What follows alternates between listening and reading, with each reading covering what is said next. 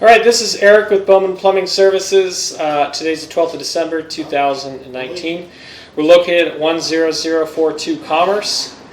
This is a saddle repair that we are doing an after video inspection of. And what do we see in the front there? That is the city trunk line. And as we pull back here, we're basically going to get a visual on the saddle here, which has been replaced. And we can see that at this point. And there we have the original epoxy sleeve. As we pull back here, that's the end of the sleeve. I'm going to pull up to the clean out.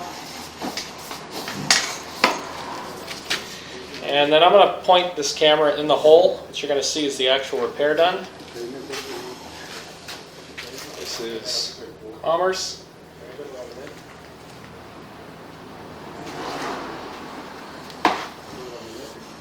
You do see is the repair done here. There is a city trunk line that's there. There is a crack in the city trunk line, which is basically seen. Sorry, get the water off the lens.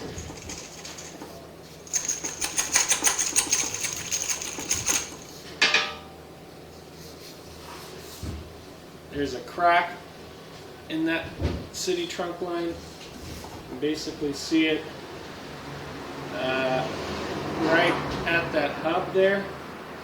That's the crack.